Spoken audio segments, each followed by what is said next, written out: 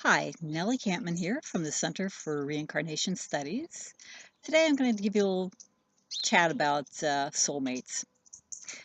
For me, this is kind of a touchy subject because I have seen so many people kind of really screw up their lives because they have overly romanticized this whole concept of soulmates. Um, I should clarify before we get too far into this that I'm going to be using soulmates in the more commonly used sense of it, your other half, the one true love, whatever. In the reincarnation world, we actually use soulmates to indicate somebody who is a member of your soul group, not just, your twin flame, which would be more like what people think of as a soulmate. I'm not sure why they chose to change the term to be more all-encompassing. And frankly, it's really confusing. So we're just going to stick with soulmates, meaning uh, your one true love or whatever.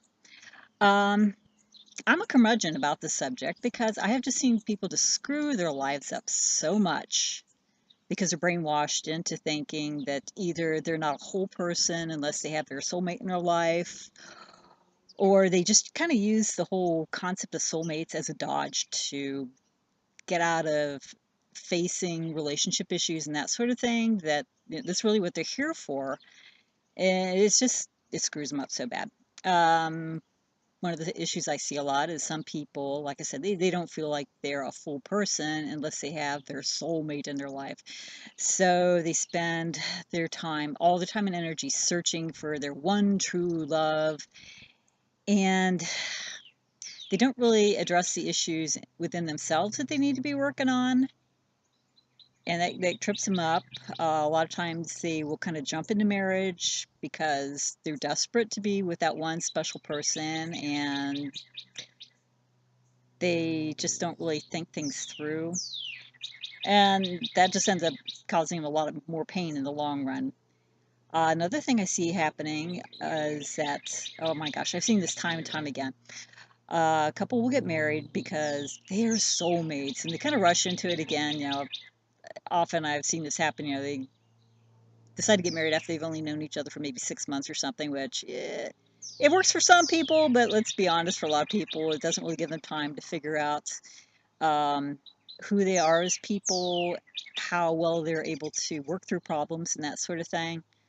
That's just kind of general life advice. Take from me. I'm old and I've been married for a while. But in terms of soulmates, it's a bit of a problem. Then 5 years down the line, one of them will decide, well, gosh, marriage is hard.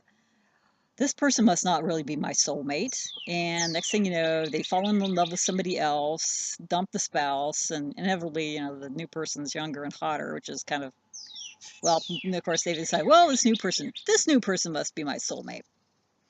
Marry them.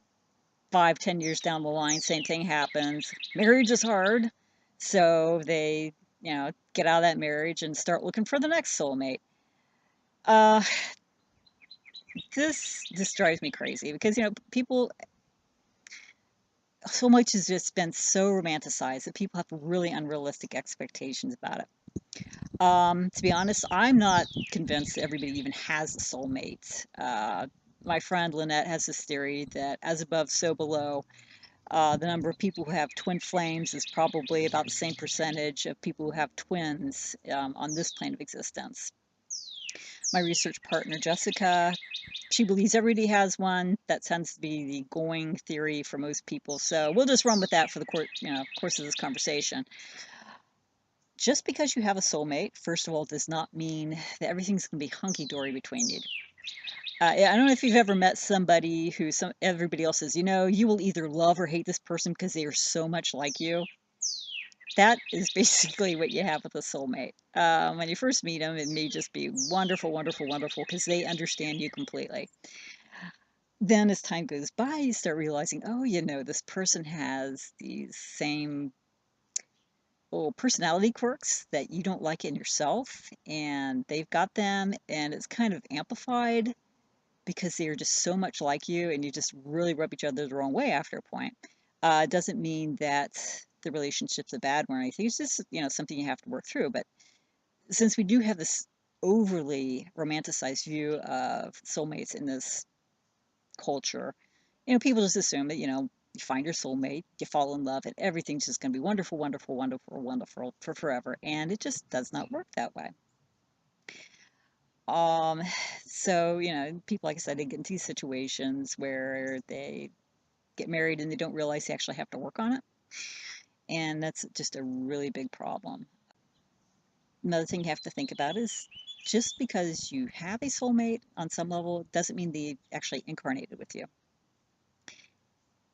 In my own case and in Jessica's case, we are both incarnated on our own without our soulmates. It happens sometimes because it helps you with your soul growth. It kind of forces you to, well, basically it's like when a baby bird gets kicked out of the nest, it forces you to fly on your own. It's harder, but you learn better that way. You have more soul growth. So a lot of people are just searching for their soulmates and they don't necessarily even have one in this life. So just keep that in mind, that that's also another possibility. You just don't take it all too seriously. Don't really invest yourself in this whole concept of soulmates and having, that one true person in your life. It's nice when it happens. It isn't absolutely necessary. I've been married for quite some time to a man who is not my soulmate, and we get along just, I mean, we've had our problems. We've been married for a while. Obviously, anybody who's been married for a while is going to, with rare exceptions, tell you the same thing, but it doesn't mean you can't have a fulfilling life without them. Uh, so basically, yeah, just concentrate on your own soul growth. Don't worry about having to be a part of a couple. It's great when you are. It doesn't have to be a necessary thing for you to have a happy life. And that's basically the advice I have for you on this. If you have any other questions you want answered, or ask Aunt Nellie, whatever advice, you probably didn't want to hear this, but that's okay anyway. Just let us know at reincarnationstudies.com. Thank you.